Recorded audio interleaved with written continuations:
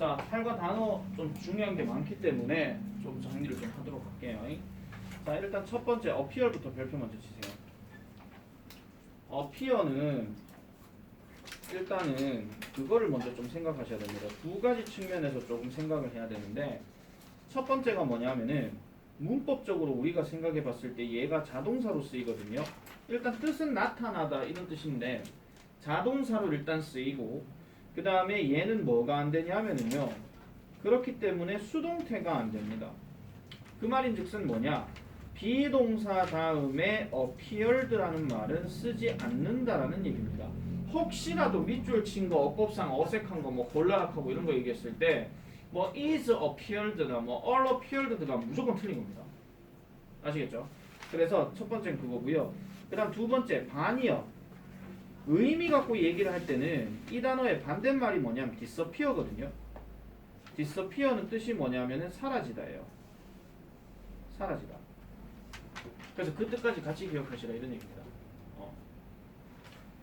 그리고 하나 더 말씀드리면 8과는 좀 되게 꼼빵해요. 왜 꼼빵하냐면은 만약에 저번 중간고사 때처럼 대화가 안 들어가면 다행인데 대화가 들어가 버리잖아요. 그럼 니네는 8과 문법은 2개가 아니라 3개가 됩니다. 왜냐하면 그 대화 속에 문법이 있거든요. 대화 들어가 안 들어가? 모르겠어요. 그때 가서 얘기합시다. 일단은 대화가 만약에 들어가면은 문법은 3개가 됩니다. 근데 안 들어가면은 2개가 되는 거고요. 그래서 정말 꼼빵합니다. 자, 그 다음에 attitude, 태도, 자세, 요거는 그냥 뜻하면 되겠고요. 반부, 대나무 됐고요. 그 다음 behavior은 여기 예측하세요. 동사하고 명사 관계입니다. behave 칸도 또 뭐 behavention 하지 마시고요. 그 다음에 bend는 굽다, 구부러지다, bloom은 꽃을 피우다, 꽃이 피다. 그 다음에 carp 이 단어 별표칩니다. 이 단어 지금 뒤에 무슨 말 나와 있어요? 단복수 형태가 같다는 말이 나오죠. 이거는 왜 그러느냐? 이 carp라는 단어가 어디에 해당되냐? fish에 해당됩니다. 아시다시피 fish는 단복수가 똑같죠. 그렇기 때문에 만약 그냥 carp라고 썼으면 그는 무조건 잉어들입니다. 근데 만약 carp라고 만약에 썼잖아요. 그럼 잉어 하나예요. 그래서 carp라고 쓰게 되면 뒤에 동사는 단수 동사를 해야 돼요. s 들어가는 거. 근데 그냥 carp라고 쓰게 되면 무조건 동사는 all 아니면 동사 원형이에요. 잘 기억해야 됩니다. 이거 되게 은근슬쩍 많이 틀립니다. 이 carp라는 단어. 자, 그 다음에 캐릭터 이 단어도 별표 치세요. 캐릭터는 지금 뜻은 글자하고 등장인물이 나옵니다. 근데 글자란 말하고 등장인물은 약간은 그 문맥, 문장 쓰임새가 좀 달라지죠. 그래서 무슨 얘기를 하고 싶냐면 항상 나오는 문제 중에 하나 있잖아. 밑줄 친 캐릭터의 뜻이 나머지 넷과 다른 것은 뭐 이런 거 있잖아. 그거 생각해 주셔야 되는데 얘가 뜻이 하나 더 있습니다. 뭐냐면 성격.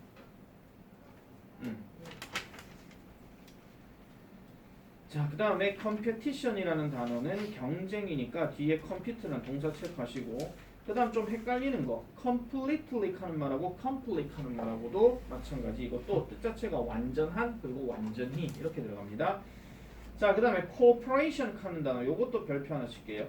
요거는 이제 협력이나 협동이라는 뜻인데 요거에 비슷한 단어 중에서 이런 단어가 있습니다. collaboration.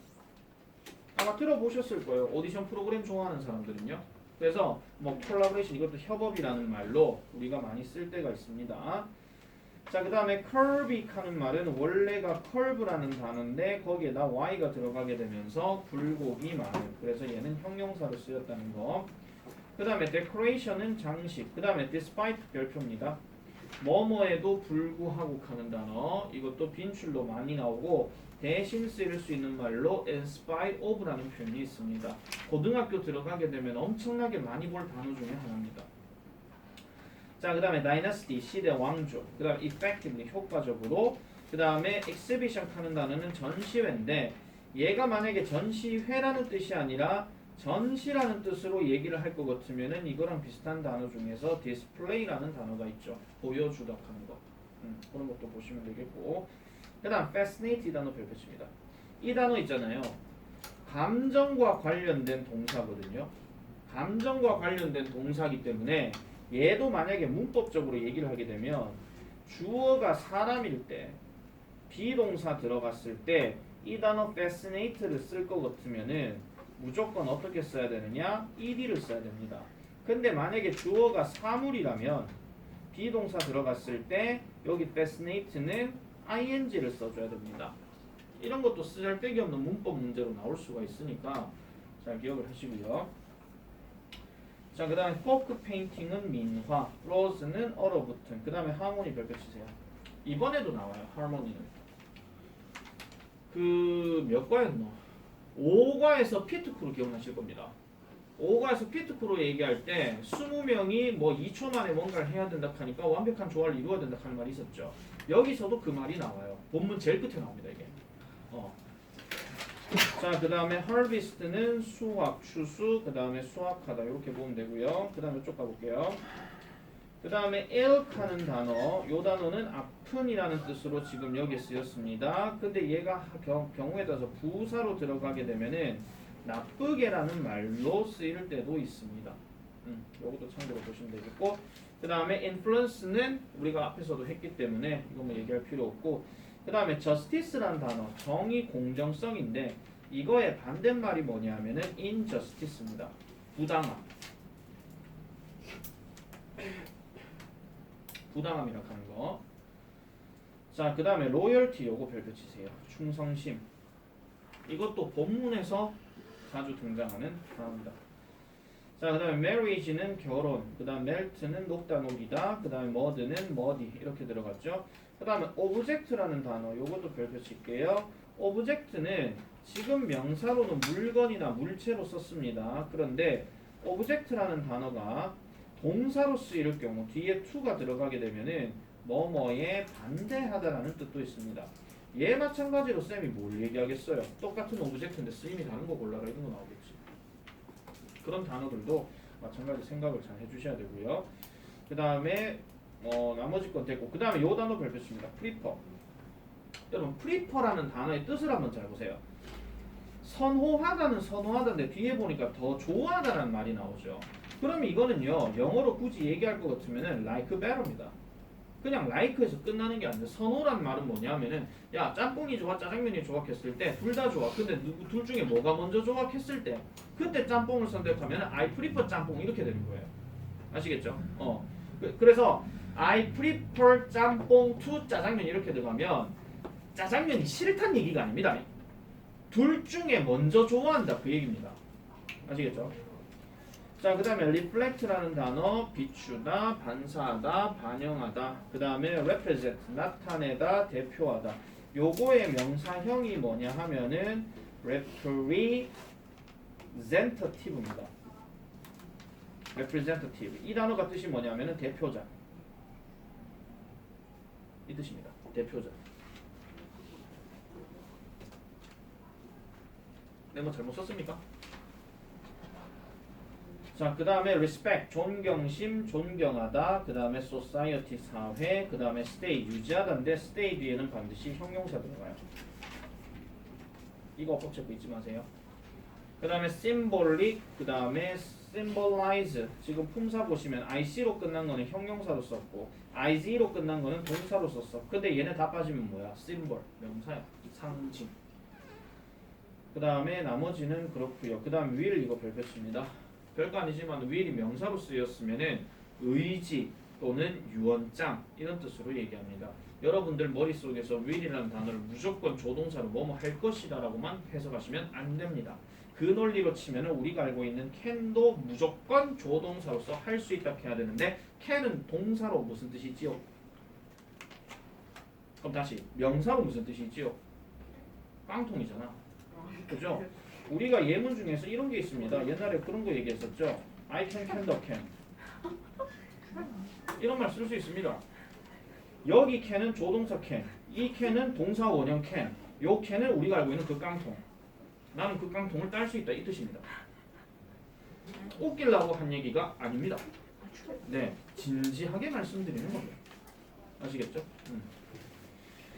자, 그 다음에 여기 이제 나오는 수거 개념에서는요. fight 같은 경우는 여기 for 전치사 좀 체크하시고 그 다음에 for this reason이라는 이 표현이 나왔을 경우에는 여기 중간에 콤마가 들어가고 난 다음에 뒤에가 어떤 주어 동사가 나오게 되면은 여기는 보통 결과의 의미를 얘기를 많이 합니다. 그러면 for this reason 앞의 내용은 원인에 대한 얘기가 되겠죠.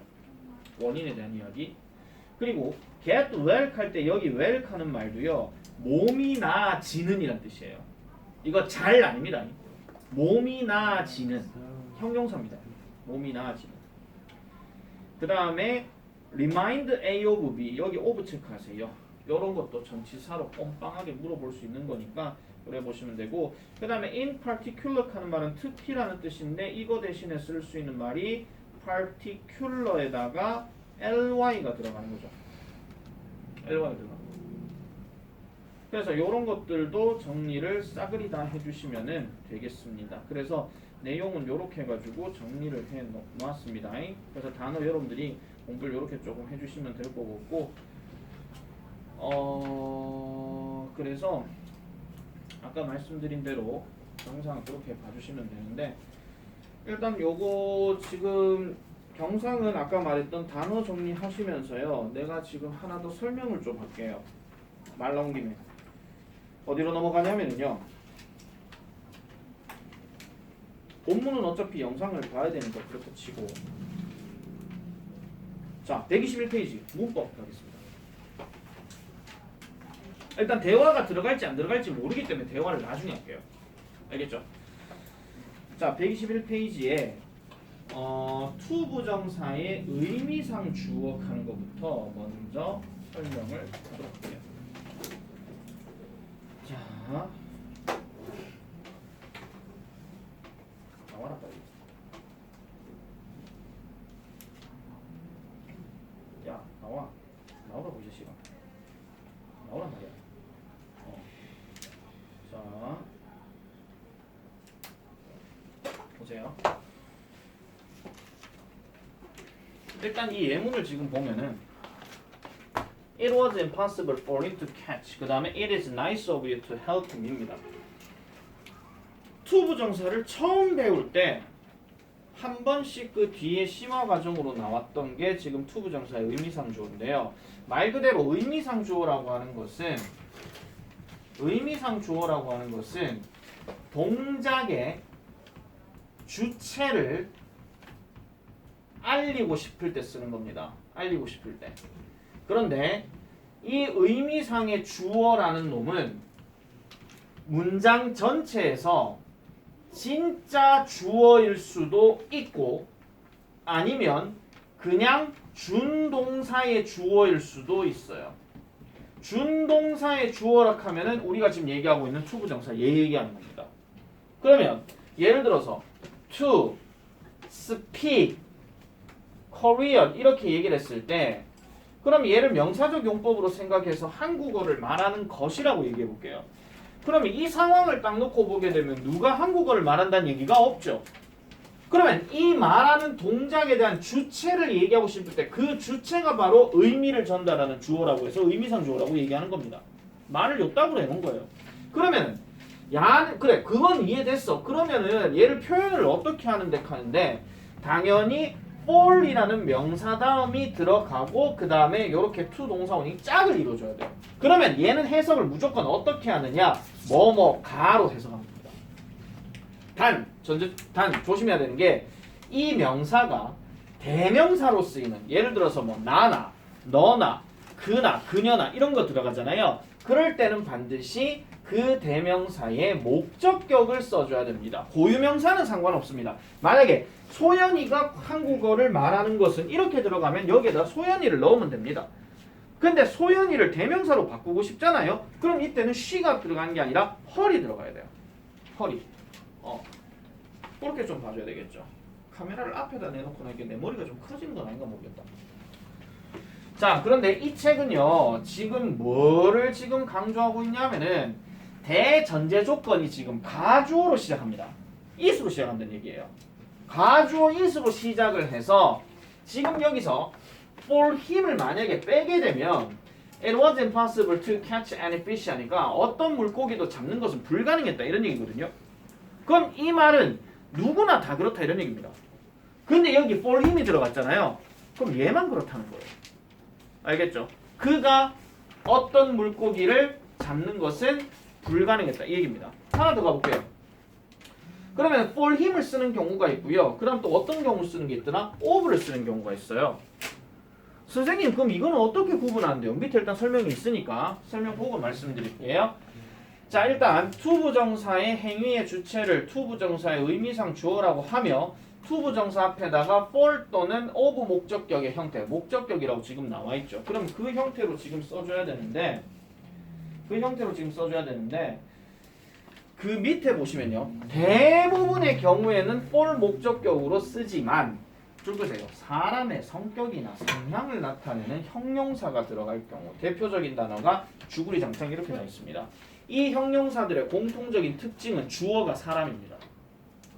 알겠죠? 주어가 사람인 경우에요. 그래서 멋진, 친절한, 주의하는, 주의 깊은, 조심스러운, 그다음 polite, 예의 바른, smart, 현명한, 똑똑한, 현명한, foolish, 어리석은 뭐 이런 거 들어가죠. 보너스로 하나만 더 말씀드리면 어리석은이라는 단어에는 silly 하는 말도 들어가. silly. 그 다음에 현명한이란 말을 할 때 누가 들어가요? clever가 들어가죠. 똑같습니다. 그래서 이런 경우가 들어갔을 때는 뭐를 쓴다? of를 쓴다 이 얘기야. 자 그러면 정말 쉽게 만약에 이걸 갖고 문제를 내는데 객관식 문제라면 딱 간단한 문제가 이겁니다. 보세요. it is라고 써놔놓고 여기다가 형용사를 딱 집어넣었습니다. 그래 놔놓고 여기다 빈칸을 하나 딱 때려요. 그리고 목적격을 하나 딱 집어넣거든요. 예를 들어 me나 you나 같은 거. 그 다음 뒤에 투부정사를 딱 집어넣어. 근데 이거를 1번, 2번, 3번, 4번, 5번 때리는 거야. 이래 놔놓고 들어갈 말이 나머지 넷과 다른 것을 고르시오. 이런 문제가 나올 수 있겠죠. 그러면은 당연히 뭘 찾으면 돼요? 이 형용사가 사람의 성질을 가지는가 안 가지는가 그걸 찾으면 되는 거야. 근데 다시 말씀드릴게요. 대부분은 for를 쓴다 그랬다. 그 말은 결국은 보기 4개는 for야. 대부분. 물론 지금 여기서도 지금 보시면 얘도 한 5개 넘어가잖아요. 그럴 경우에는 of가 4개가 나올 수도 있습니다. 근데 대부분의 보편적인 문제들은 for를 갖고 4개를 다 때려버리고 여기다 for를 갖고 4개 다 때려버리고 나머지 하나를 of로 때려버려요. 여기에 형용사가 뭐 wise 이런 게 딱 들어가 버리는 거예요. 이렇게 나오는 게 1번. 다음 두 번째 영작 서술형이야. 영작 서술형. 근데 만약에 이렇게 나오는 문장을 답으로 해야 되는 경우가 있잖아요. 그럼 우리나라 말 순서는 항상 이렇게 됩니다. 뭐뭐가 뭐뭐를 뭐뭐 하는 것은 뭐뭐다. 근데 is를 못 넣어야 돼.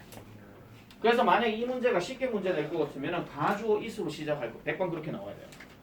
전제 조건이. 그래서 it is로 이렇게 시작을 해야 되는 겁니다. it is로. it is. 저렇게 나오거나 아니면은 이거죠. 밑에 거. 근데 이거는 약간 조금 해석 순서가 좀 달라요. 뭐뭐를 뭐뭐 하다니 뭐뭐는 뭐뭐 하다. 약간 거꾸로 돌아가죠. 얘는요. 약간 순서가. 그래서 항상 우리나라 말하고 그 다음에 영어로 쓰는 거 하고 그런 것들에 대해서 계속적으로 구분을 해줘야 된다고 하는 거. 자 여기 알찬 플러스 하나만 볼게요. 의미상의 주어가 막연한 일반적인 사람이거나 굳이 밝힐 필요가 없을 때는 안 써도 된다. 그럼 의미상 주어는 왜 쓰는 건데? 특정 그 사람이 그거를 하는 경우. 그렇게 얘기하는 겁니다. 특정 그 사람이 그렇게 얘기하는 거예요. 그렇게 보시면 되는 거니까 요거는 이제 그 정도 하고요. 넘어가도록 할게요. 그래서 얘는 별로 그렇게 설명할 게 없습니다. 문제는 얘죠. 가정법하고.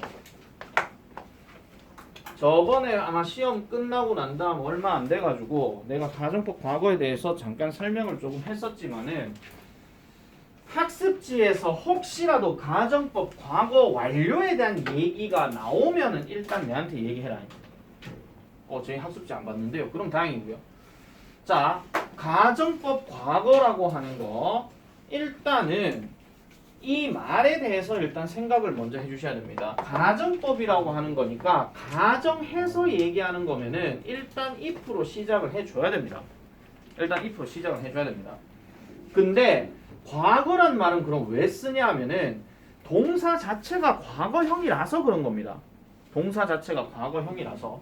그러면 구조가 어떻게 들어가느냐? 밑에 여기 나와 있을 거지만은 그래도 나는 그냥 쓸게요. if 다음에 주어를 씁니다. 그 다음에 동사를 집어넣는데 동사가 과거형입니다. 그런 다음에 뒤에는 블라블라블라 들어갑니다. 분사 구문 때 기억나실 겁니다. 주어 쓰고 동사 쓰고 난 다음에 뒷부분 내가 그렇게 강조한 적 없었죠. 맞죠? 여기는 목적어도 될 수도 있고 보어도 될 수도 있고 뭐도 될 수도 있다 얘기야. 그 말인즉슨 가정법 과거로 영작을 할 때 얘는 그대로 써도 된다 이런 얘기입니다. 다음 주어 다음에 조동사가 누가 들어가느냐? would, could, might 같은 게 들어가요.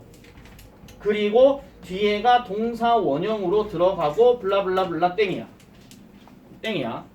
여기까지 지금 아마 안 나오고 싶어 지금.